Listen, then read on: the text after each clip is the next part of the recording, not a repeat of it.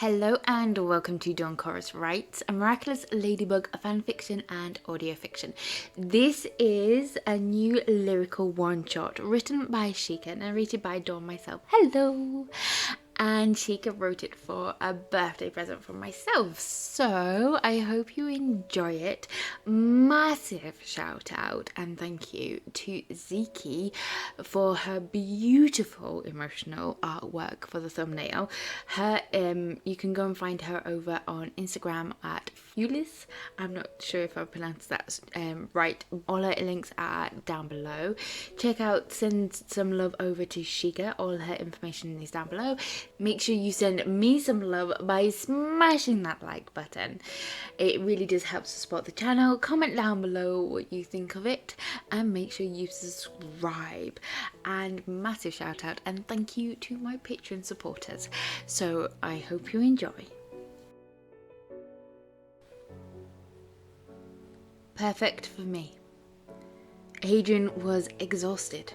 Monarch had been throwing everything he had at Cat Noir and Ladybug for the last 2 weeks, barely giving them a chance to breathe, let alone sleep or study. As it was, LB had agreed to shift patrols to studying in suits from a good vantage point, so they could watch over the city and still get homework done. But that still didn't cover all the things Adrien's father felt were necessary for him to be the perfect student. He couldn't help but groan as he pulled on his fencing jacket. He wanted nothing more than to curl up like plague and sleep in the sunbeam that was pouring into the bench beside him. Better yet, curl up in bed and sleep for a week. No, my room isn't enough. Maybe Marinette would let a stray cat crash on a chase. Yeah, that is what he needed. A sunbeam in a cozy place that smelled of fresh bread and one of his favourite people nearby humming softly while she worked. He sighed longingly at the thought on his way to fencing class when Alya stopped him outside the locker room. "Hey sunshine, got a sec?" "Just one, but yeah, what's going on, Alya?" The girl gave him a grin that told him that something was up and thrust an envelope in his direction. He took it to see his name on the front. "It's a surprise for Marinette, but don't open it now. Wait until you get home, okay?" Yeah, sure, Alya. I'll just put it in my locker. Is everything okay?" "It should be once you read that," she said, tapping the envelope with a pleased look that said someone was out of the loop and Adrien was afraid it was him. "Catch you later. Have fun swashing those buckles." He chuckled as she sauntered off, shaking his head at her nonsense.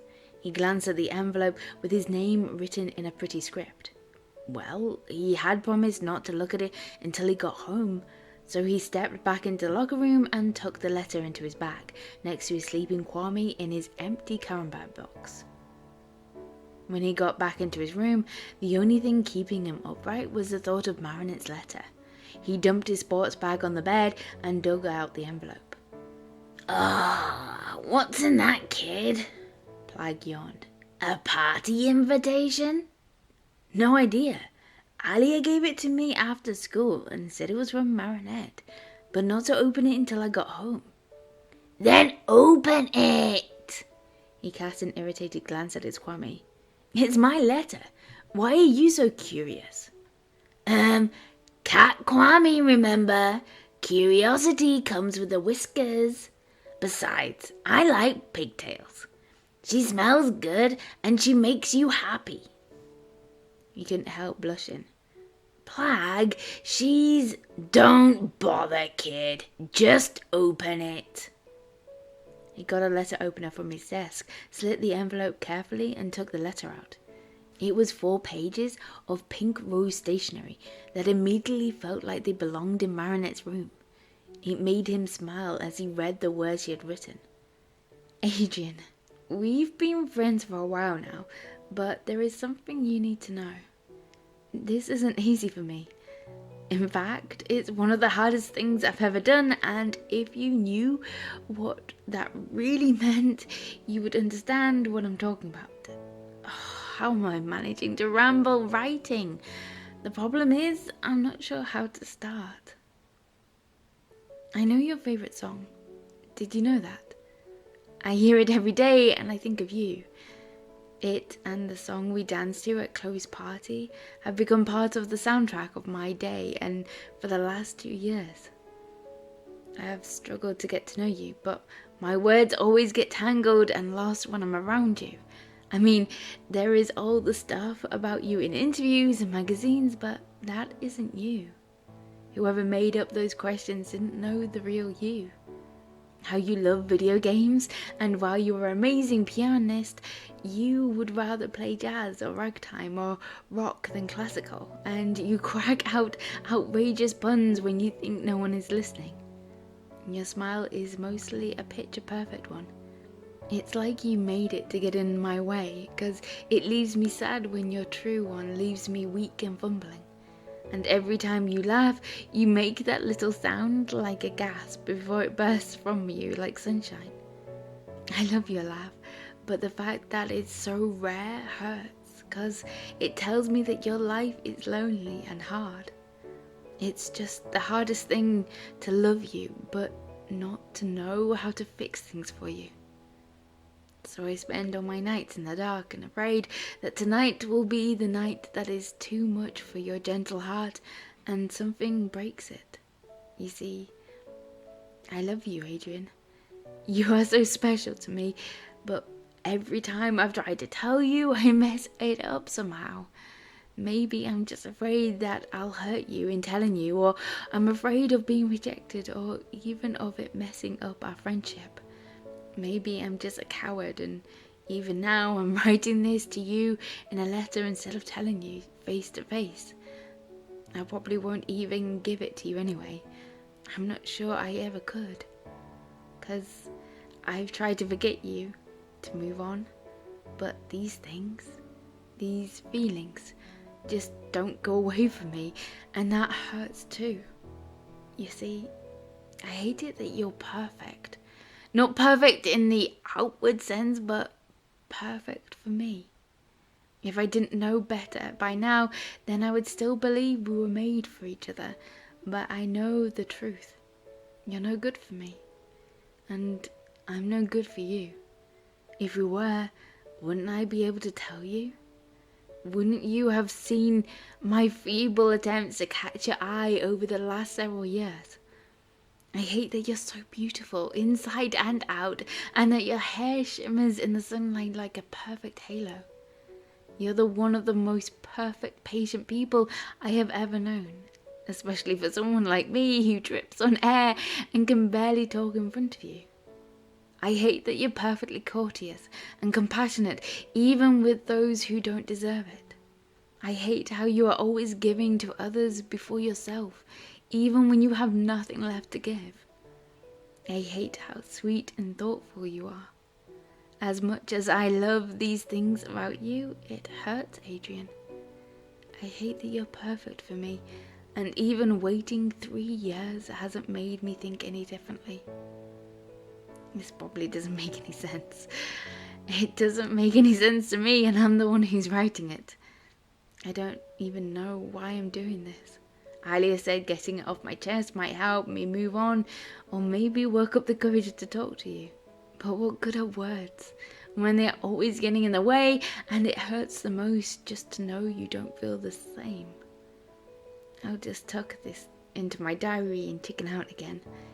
It'll be the same old story with your good friend Marinette come Monday, and you'll never know the difference. Except you won't be the only one wearing a smile and telling people you're fine when you're not. Sometimes I get down on my knees and pray for things to change, but that I can move on, or maybe that you will somehow love me too. But life is what happens when things don't work out our way. However you feel about me, I will understand, or at least I will try to understand. I'm not really expecting you to love me back or anything. You're amazing, and I'm just a baker girl with dreams of designing fashion. You probably get dozens of letters like this every day. Why would this one be any different? But part of me hopes that no matter what your feelings towards me are, you would take some comfort in the fact that you are loved by someone who knows you and not just the face of a brand. More than anything else, I want you to be you. However things work out, you deserve all the happiness in the world. I hope you know that. Your friend, Marinette. Adrien stared at the pages in his hand, unable to tear his eyes from the gentle curves of her letters, until a drop splashed into the middle of the page.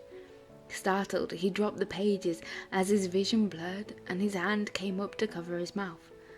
He felt like he couldn't breathe, and his heart had stopped. Marinette had written this with no intention of ever sending it. With its equivalent of him reading her diary, an invasion of her most sacred privacy, and yet Marinette loved him and expected nothing back. His heart suddenly started beating double time, making his chest hurt. She had seen him at his worst as both Adrien and as Cat Noir, and she still loved him. Not that she knew he was Cat, but his visits to her had given him a glimpse of something beautiful that he couldn't find anywhere else in his life. She was real. Marinette had her ups and downs, her emotions got the better of her more often than not, and where she loved fiercely, adamantly, powerful, without reserve and without recourse. She was trapped by loving him, and he had done his best to ignore it for the last several years because of Ladybug. But things were different now. Monarch was more powerful than ever. His father's control over Adrien's life was slowly tightening even as he drifted further away from him. Ladybug needed her partner, and he would stand by her no matter what. But he had to admit to himself that she had broken his heart. "You okay, kid?" Plag murmured, nuzzling his cheek in a rare show of affection. I don't know. I never thought Pigtails would ever get up the nerve to tell you." "She didn't," he said, trying to focus on steadying his breath. "She even said so. Alya must have sneaked the letter out of her diary when Marinette wasn't looking."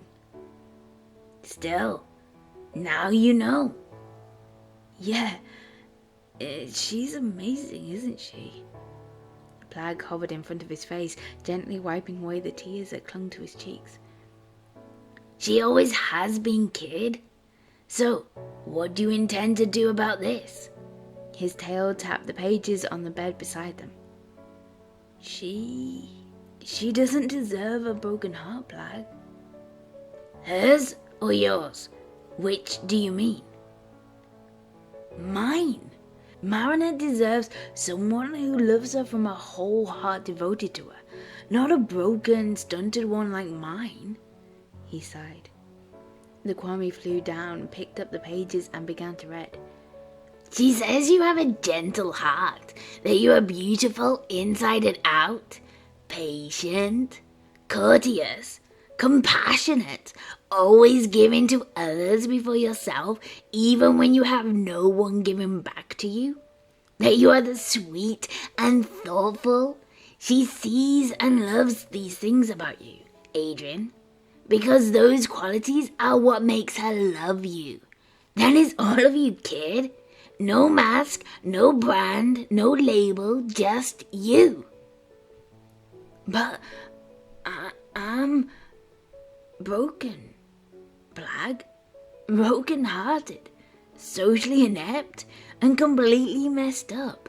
Even if I was sure about my feelings for her, I couldn't do that to her. It would be using her as therapy or a rebound or something." His friend sighed. "Kid, I knew there was a connection between you on that day you gave her your umbrella. She cares about you, both sides of you, looks past the mask you wear. What would be so wrong with giving her a chance? Besides, Pigtails is pretty crafty. If anyone could glue you back together, it would be her." Adrien shook his head. I'm not sure I can ever move on from Ladybug, Plague. She hurt me pretty badly, and the last thing I would ever want to do is cause Marinette to hurt like this. Because you love her? His heart stuttered painfully in his chest, and he sighed, running his fingers through his hair in resignation. Yeah, because I love her. A little paw patted his cheek sympathetically. Then find a way to tell her, kid. It's the least you can do, and the rest will work itself out. I promise. When Marinette found the envelope on her desk the next day, she was confused and anxious. She didn't have the chance to open it until the lunch break, but when she did, she was pretty sure her heart stopped. Dearest Marinette, you should know that Alya gave me the letter you wrote. I know you never intended me to see it, but you have no idea how much your words mean to me. I know that you are probably panicking right now, wondering how to fix things, but there is nothing about the letter you need to fix. It is perfect just the way it is, just like you are. I'm sorry it took Alya going behind your back for me to realize the depth of my feelings for you, and to get up the nerve to tell you. You were right. It is hard to write things out for others to read, but I hope you will forgive any clumsiness on my part. You see, despite my picture-perfect smiles, as you call them, I'm really broken. You're right. I put up a front, so all anyone sees is the perfect model, the perfect student, the perfect son. But somehow you saw through all that. I don't know how, but you have seen my heart, and I'm ashamed to let you see it broken too. The girl I have been in love with broke it even further, and I guess I saw her as an escape, a hope that she could somehow love some version of me that I got to choose, but she always loved someone else. I knew this, and I really broke my own heart over her. So I spend all my nights in the dark and afraid I will never be enough for anyone. And in spite of my heart yearning after another, you have always held your own space, like my own private star shining in the dark. I'm ashamed because I've tried to forget you, but you were right. These things just don't go away, and I hate that because I'm not good enough for you. You see, in my eyes, you're perfect. You're perfect for me. I've wanted to reach out to hold you so many times to keep you safe, to make sure that no one dims your smile. Even if I didn't know how you felt, then I would still believe we were made for each other. But I know the truth. You're too good for me, and I'm no good for you. I hate that because your perfect heart is probably the only thing that can save me. You're perfect for me, Marinette. The way your smile lightens up any room you walk into. The way you give, and give to everyone, no matter what. The way you forgive, and the way you fight for those you love. I thought I was just your friend, and that was why you fought for me. Knowing I won a space in your heart, as unworthy as I am, makes me feel like I could take on the world for you. But I'm still broken. I hate that you're perfect, because I don't deserve it. You deserve so much more than a broken heart and a broken boy, Marinette. You deserve sunlight, starshine, roses, and the world at your feet. You deserve someone as good for you as you are for everyone around you. If you can still love me after knowing all this, then I will be over the moon. But I will understand if you cannot. With love, Adrien. Marinette stared at the pages in her hand, tears falling like rain and blurring the precious ink. She trembled all over. Hey girl, are you okay? The bell for lunch rang 10 minutes ago. Alya? She gasped desperately, clutching the pages to her chest. Did Adrien go home for lunch already? Yeah, dude left a few minutes ago, Nino said from the door. He wanted to talk to you, but wouldn't interrupt. So what's so important about that letter anyway? She barely heard him. Grabbing up her purse, she ran down the stairs and out of the school, heading for the egress mansion. The clouds that had been threatening rain all day opened in a downpour. She ran for everything that was in her. She had to let him know. Slow down, Marinette. You'll fall, Tiki warned. I can't, Tiki. I can't let Adrien keep thinking this way.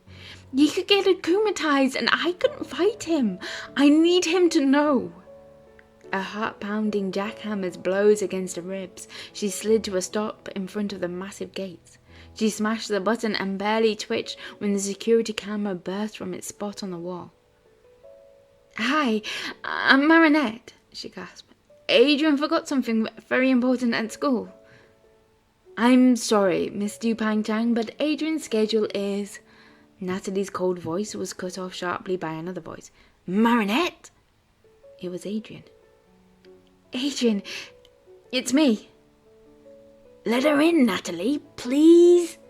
A sigh was heard and then, very well. The gate swung open and she made a mad dash for the front doors. Adrien stood there with an umbrella looking worried. Come inside and get dry, Marinette. I wouldn't want you to get sick.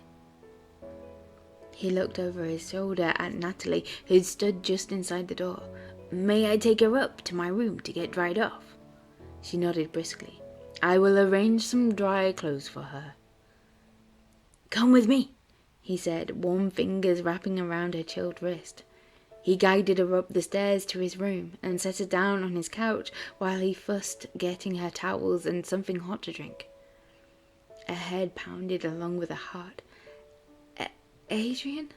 She said, grabbing his hand to still his nervous movements. Sit.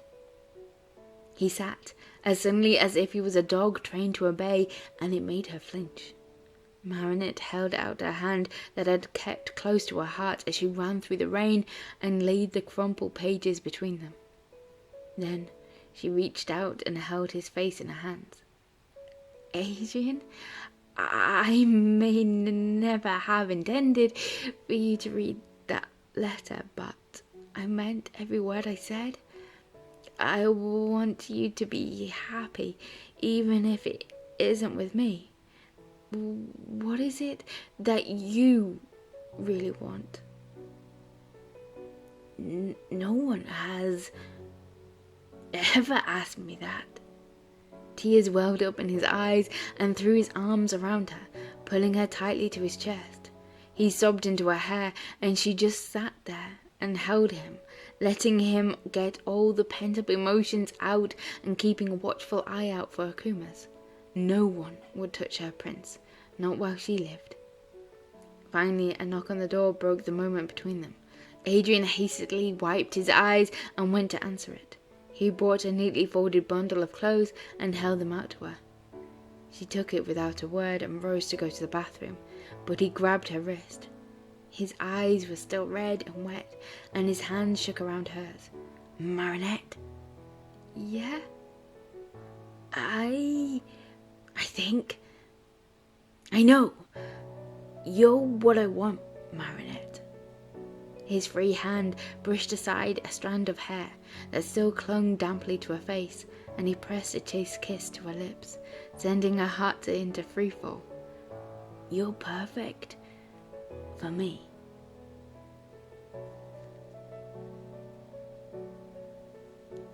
Thank you for listening to Perfect for Me. I hope you enjoyed this lyrical one-shot. Make sure you go and send Jheqia some love for writing it. Make sure you send me some love by smashing that like button. Comment down below what you think of it.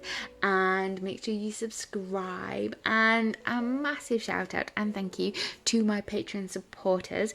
And you can be a Patreon supporter too. All the information will be down below, and there are several tiers to choose from.